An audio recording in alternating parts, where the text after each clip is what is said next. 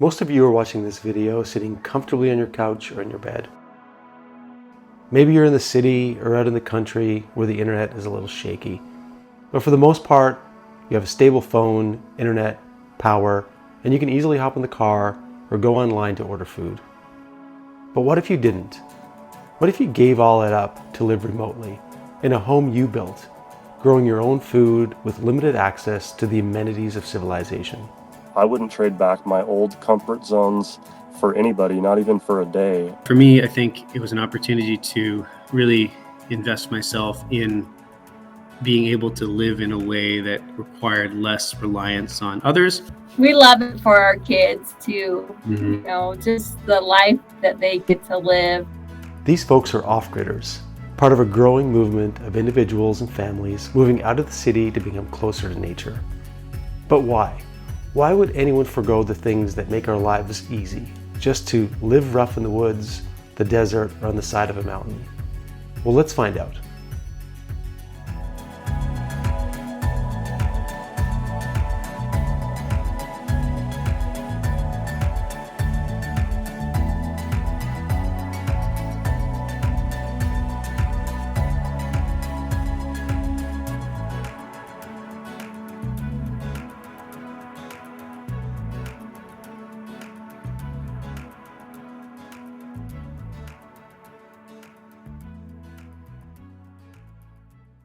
So my name is Jonathan Clayton. I'm the founder of Penniac Wilderness, which is a YouTube channel that's based in the Canadian province of New Brunswick, about an hour inland from the Atlantic Ocean. And my YouTube channel focuses primarily on the construction of a dovetail-style log cabin. And I built that cabin using a Woodland Mills sawmill that I purchased in 2018. And then subsequently, began cutting trees and milling lumber and turning that lumber into a log cabin. From the log cabin, I've continued to do other projects at the cabin, both upgrading the cabin, extending the cabin, as well as 4 or 5 different outbuildings. I grew up in New Brunswick, in the woods of New Brunswick. On both sides of my family, I think I learned skill sets that led me in this direction, I guess. My father's side of the family has lived in this community that I live in, which is called Penniac is the name of the community. It's a First Nations word that I believe means fork in the river. So the land that we have in this community has been in our family for probably 200 plus years. It was actually a grant given to our family who were British loyalists at the time. And then my family's worked the land, farmed the land, harvested trees off the land. My grandfather was a wilderness guide and had log cabins on the property. So I think I very naturally just developed a love and interest in the wilderness. My mother's side of the family were from a different part of Eastern Canada, but also spent lots of time in the woods and forestry, lumber yards, milling, and then are probably more fine woodworkers. So I spent some time actually working with an uncle on my mother's side in his woodworking shop over the years as a summer job. I went to university, got a science degree, I went to medical school and got a medical degree. So my day job is a medical doctor. One of the problems with becoming a medical doctor is you take on a huge amount of debt. I think that was one of the things that there's probably multiple inspirations for why I pursued living in a more simple way in an off-grid setting. But one of them was the realization of how much I didn't like debt. And so I worked super hard to get my debt under control, and then decided that really I didn't want to go in a direction that required me to take on more debt. So buying a house, all the things that people sometimes do to take on debt. I had a financial situation that was a little better as I got my debt paid off and decided that I wanted to simplify my life. And that was all happening as COVID was becoming a thing. And I think there was a realization on my part and other people's parts about the importance of being able to provide to some degree for yourself, whether that's developing a skill set, of self-sufficiency and building for your own, or food preservation, food growth, hunting. People, I think, used COVID as an opportunity to expand those skills in many domains. For me, I think it was an opportunity to really invest myself in being able to live in a way that required less reliance on others. so I grew up around it. I grew up in a rural area. I grew up splitting firewood with my father, and we built some buildings and barns and camps and had animals and all that stuff. So yeah, it's not that I had no experience, but I would say I had relatively little experience in building anything like the cabin that I built. And I don't know in some sense if that actually helped me, because it was a huge amount of work. And, you know, maybe if someone had said to you, you're going to have to work at this, I don't know, sometimes 60 hours a week, you know, maybe I would have second guessed it. But I think that I just didn't know what I was getting into. Ended up loving it and love the process of building, but it's not my day job at all. One thing Jonathan found after he started his off-grid project was it not only helped him connect more with nature, but it also grew his connection with his family, his community, and with strangers around the world. I met a guy through the internet who develops these jigs for building dovetail cabins. Him and I have developed a relationship. I've gone out west to visit him. It was like the interest people had in what I was doing and the relationships I was able to foster through doing that. And that happened kind of on multiple levels. So within my own family, it happened. So I strengthened and developed relationships with members of my family who wanted to be part of the build or thought what I was doing was interesting. Or like I mentioned, I had a cousin who shows up in some of my videos. He's a bit older than me. So on the family level, I feel like it developed some relationships. And then on the community level, people in the community that I live in who knew I was doing this had a real interest. And I think because this is a rural community that's rooted in the forest and wilderness culture and logging and fishing and farming, I think there's just a lot of people who the idea of building a log cabin in the wilderness is of interest or provides maybe even some inspiration. Those relationships that I built on the family and community level were one of the best parts. And then as I began putting it on YouTube, it opened it up to a whole literally world of people. I had an opportunity to visit a museum in the Czech Republic that has these dovetail buildings that are multiple hundreds of years old. The most beneficial part, I think I've enjoyed the most, is the relationships that I've been able to develop through the process of building and then putting the content on YouTube. Stop. Just a little bit more.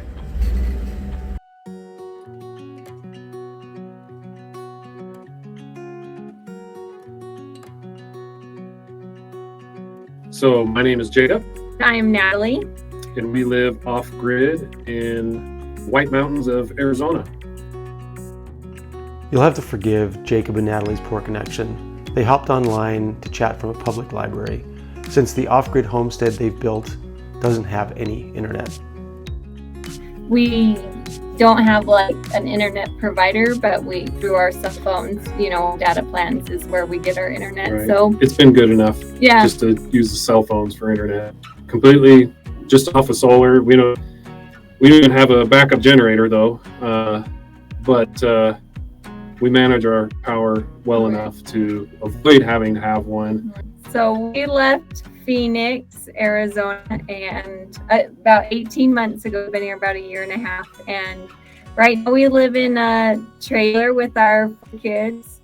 We're working on building a house. We love being outside, outdoors. We've all been outdoorsy, love camping, fishing, hunting, and all that. And I did construction work down in Phoenix, so that's kind of where I've got a lot of the skills and that are kind of needed or necessary to live a lifestyle where we're off grid and we're doing everything on our own.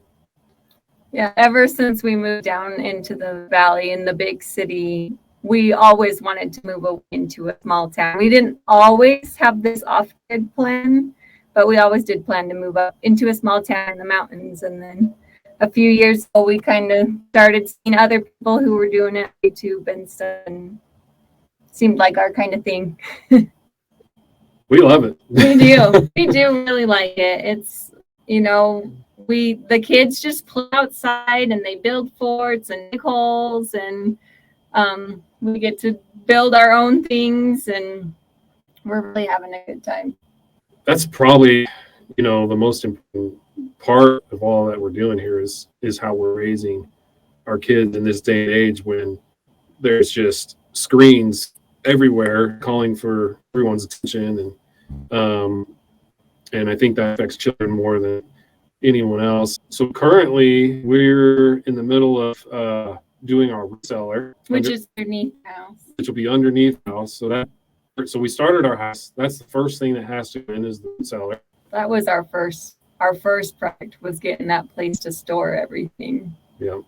It's a lot of work to do YouTube and a little bit scary putting like a family out there, but at the same time, I love that we're doing it, have the record for ourselves too, you know, like to look back at the videos we've done, where were we a year ago and stuff, and just to see what we've accomplished. And so that's been fun.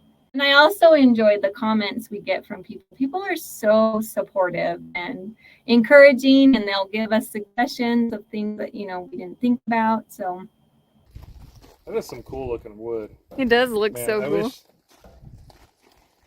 wish we had some bigger junipers. Yeah. I wish I could capture the smell for everybody and send it through the video, because Yeah. that's what I'm really enjoying. I had to cut this one thin because I was getting down to the bottom. Yep. Hi, my name is Mark Benelli. In the summer of 2021, my girlfriend and I sold our forever home and all of our properties in town to buy rural acreage in the country.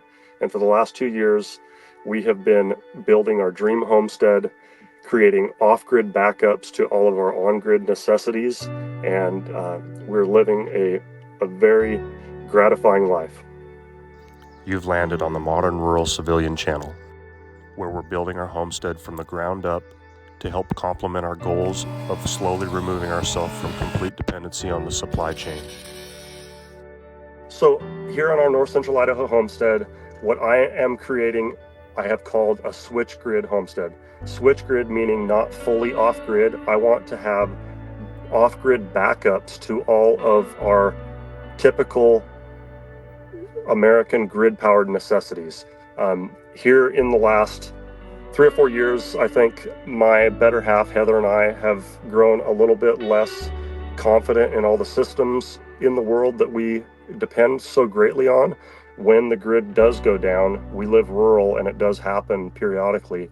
When the grid does go down, we are able to continue with the comforts and amenities that we've created around our homestead life. A lot of people seem to buy a piece of acreage and move right onto the property and begin building their home.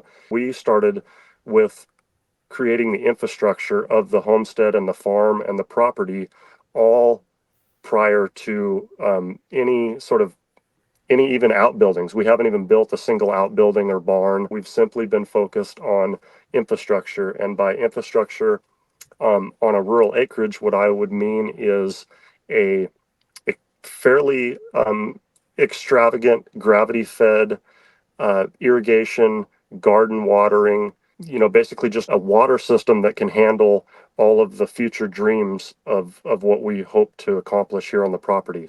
Our property, when we first purchased it, had mountain spring water here flowing out of the mountain. So I've developed a wild mountain spring here on our property that produces about 4 gallons per minute year round.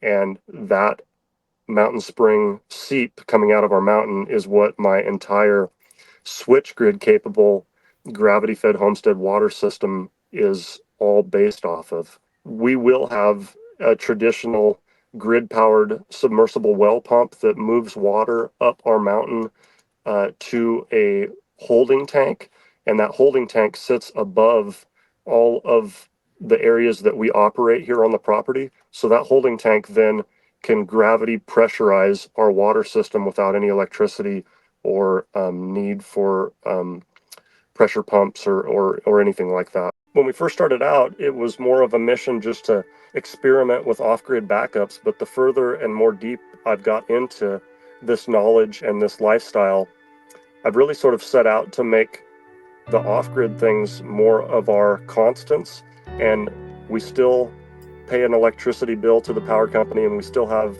grid power available, and we do use it for plenty of things, but that grid power, I think in the end, will be the backup more so than the off-grid which would would which would typically be your backup instead. One thing all these people have in common is they need equipment to build their off-grid dream homes, and that includes their Woodland Mills tools.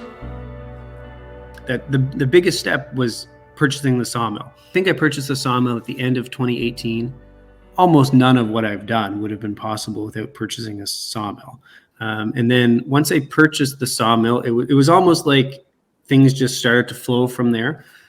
We've decided to really enjoy going out to the forest and logging and bringing the logs home and using them on the mill. So yeah, we go and get our own logs. We've built a log arch for our tandem axle trailer. So we just finished building our shed, siding our shed, and we used the mill to take those logs and we made all the siding. And on our current project for the root cellar, we milled up all our 2x4s for our forms, for our concrete pour. To do the concrete pour, Mm-hmm. yeah. One of the issues that comes up among the off-gridder community is, what does off-grid even mean? Folks like Mark and Jonathan still have access to electricity and even internet, but they're still quite disconnected from civilization as they work to build their dream homes. Many off-gridders have grown popular followings on social media, sharing their adventures as they build their own cabins, homesteads, and talk about their lifestyles. But that's invited a lot of questions about what the definition of off-grid is. One thing I would say with the term off-grid is it probably is a bit of a spectrum. Like on one end of the spectrum, you could be someone who almost never has either any interaction with people on the grid at all. So for me, like, the cabin's off grid in the sense I'm not hooked up to the power grid. I don't know if being off grid was exactly my truly main motivator. I think my main motivator was the ability to develop a skill set that gave me enough skills that I could rely on and have the ability to build a home and then subsequently be able to grow food and store food. Like, I don't think there's anything imminently bad happening to the world, but I think that having those skills are enjoyable in and of themselves, but they also provide you some resilience if ever there are some hard times. You know, at the start of COVID, it wasn't clear how things were going to play out. And for me, that was a motivator to invest some time and energy in developing skills that could be useful if things did become more difficult. But at the same time, are just enjoyable skills to develop. By developing those skills, you then can put yourself in a position where you don't need to be as connected to the grid or the food chain, grocery supply chain, that sort of thing. You know, there's some people you read about or on YouTube who are way off the grid and incredibly self-reliant. It is a little bit of a debate because, you know, you get passionate about your lifestyle and how you can make these systems work without traditional energy sources or methods. And the fact of it is that there are a lot of off-grid sort of energy sources out there that we use every day and don't really, I guess, maybe categorize them or think of them as an off-grid option. You know, the term off-grid seems to mean something different for a lot of the folks out there in the social media world that I interact in. But once again, you know, people chop the words off-grid up and make it mean a lot of different things for them. I was just having a discussion with one of the folks in my audience about the fact that we use propane, and they actually made the comment that that was more of a portable system, not necessarily an off-grid system. I'm passionate about all this, so of course, if I feel like it's an off-grid project, I sort of want to stick to my guns. But there's a lot of off-grid properties here in our region of Idaho that are solely functioning off of you know, filtered stream water, maybe a solar panel or two, and you know, no actual electrical grid power to their place. And of course they've got propane tanks, and everybody uses a propane stove for the most part. So the way that I would label something off grid here on my property is it has nothing to do with grid power and can operate outside of that. But you know, if the world ever gets to the point of propane being, you know, hard to come by and things like that, of course those folks may be more right than I am about their definition of off-grid.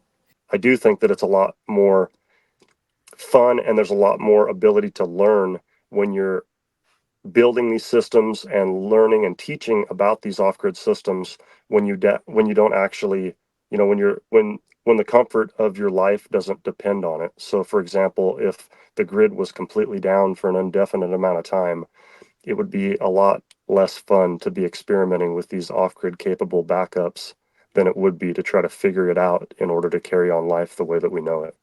The neat thing about so much of what we now see being labeled off-grid in our modern world is that these were just the standard norms 130 years ago. There wasn't a lot of grid power that reached some of the rural country properties and areas of our nation. So it's kind of ironic that these ways of doing life and handling your comforts back in the day they were never considered off grid. It just was all they knew. It makes me chuckle a little bit sometimes when I'm typing out the words off grid and realizing that we've only redefined it here in the 21st century.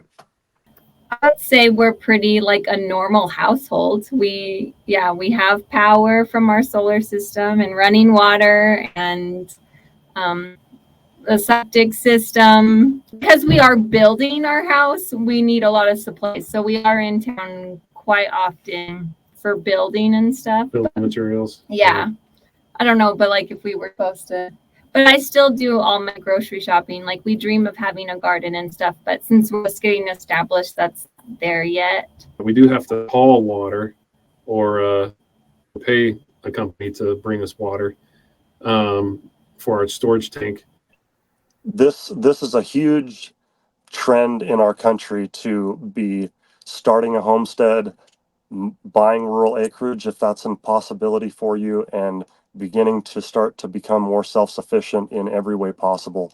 My platform, Modern Rural Civilian, really that's my ethos. It's just a movement towards sustainable off-grid and switch-grid living. If you do it on your own and learn how to do it on your own, you if something goes wrong, you probably have a pretty good chance of being able to fix it because you're the one who did it. Probably the typical person who has a problem with their plumbing in their house, they didn't build their house, they may not know how the pipes run and all that sort of thing, so their ability to fix those problems is likely lessened. I know there's lots of people who can do this sort of stuff, but I think that's a valuable part of building your own home, is that you just know how things work and you can solve problems easier.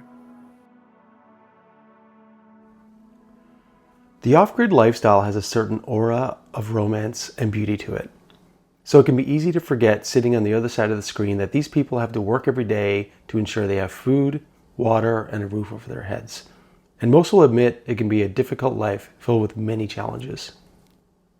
I think on some level, some of the challenges are in some sense enjoyable and some of the challenges are just challenges. So like there's a challenge in developing these skills and doing things you've never done before and growing as a carpenter, woodworker, sawmill operator.